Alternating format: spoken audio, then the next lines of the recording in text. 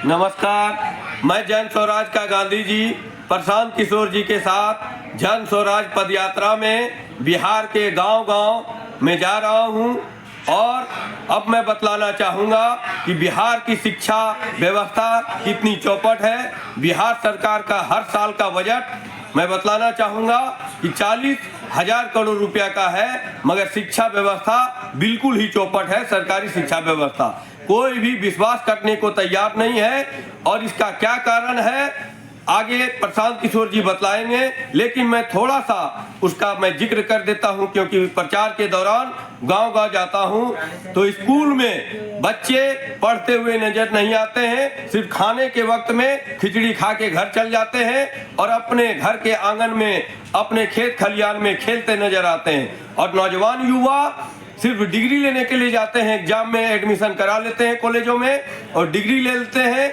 जिसके कारण दूसरे राज्यों में जाते हैं तो मारे मारे फिरते हैं और फिर मजदूरी का काम करते हैं, मजदूर बन के काम करते हैं। क्योंकि यहाँ की सरकारी शिक्षा व्यवस्था बिल्कुल ही चौपट है, जिसका जिक्र और जिसका विस्तार से हम लोगों के सर्वमान, हम लोगों के अभिभावक, जन स्वराज के अभिभावक और बिहार के इकलौता व्यक्ति जो बिहार को आगे ले जाना चाहते हैं वो जानते हैं, वो बतलाते हैं।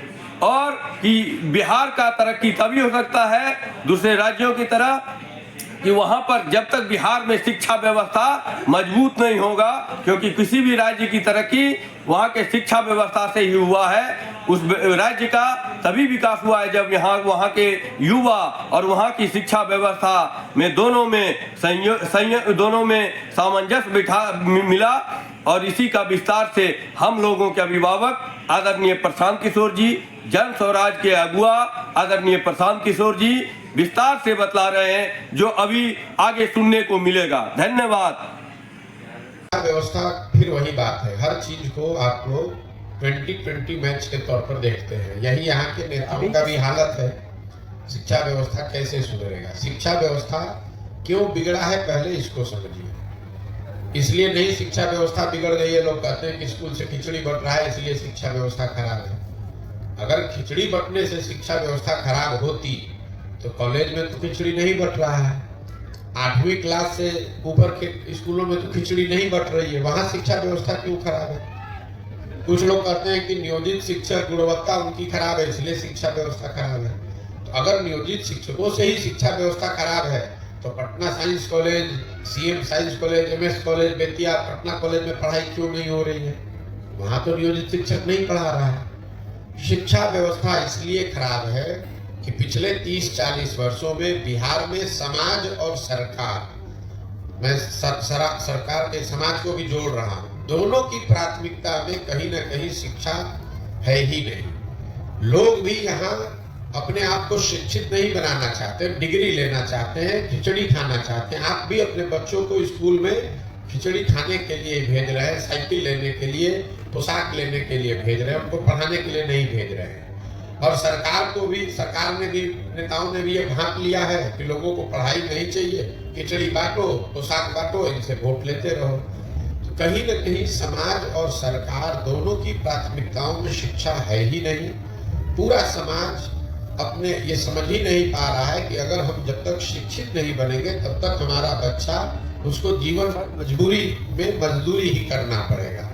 तो समाज के स्तर पर यह प्रयास होना चाहिए। जहां तक सवाल है सरकार इसको कैसे सुधारेगी, हम लोग का अपना मत है कि शिक्षा व्यवस्था सुधारने के लिए बिहार में हर जगह विद्यालय बनाने के बजाय हर प्रखंड में 5 विश्व स्तरीय विद्यालय बनाने की जरूरत है और सारे विद्यालयों को बंद कर दिया जाए, 5 अच्छे विद्यालय बनाए जाए और लोगों तक शिक्षण संस्थाओं को पहुंचाने के बजाय लोगों को अच्छे शिक्षण संस्थाओं में पहुंचाया जाए। इसका मतलब ये है कि अगर एक खंड में 5 सही विद्यालय बना दिए जाएं और लोगों को स्कूल बस की सुविधा दे दी जाए तो लोग 15 मिनट, हम लोग का अपना आकलन है कि किसी भी परिवार के बच्चे को 15 से 20 मिनट से ज्यादा समय नहीं लगेगा स्कूल बस के जरिए उस स्कूल में पहुंचने में, जहां पर सिर्फ खिचड़ी नहीं बटेगा, जहां पढ़ाई होगी।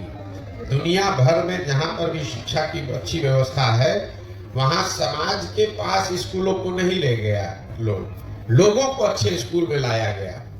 तो हम लोग की सोच ये है कि बिहार की जो शिक्षा का बजट है 40,000 करोड़ रुपया, इसका 1/3 मतलब 15,000 करोड़ रुपया इस बात पर खर्च किया जाए कि हर प्रखंड में प्रति वर्ष एक विश्व स्तरीय विद्यालय बनाया जाए, ताकि 5 वर्ष में हर प्रखंड में 5 ऐसे विश्व स्तरीय विद्यालय बन जाएं और उनको फिर लोगों को ये सुविधा दी जाए ताकि लोग बसों के जरिए या गाड़ियों से अपने बच्चों को स्कूल तक ले आए।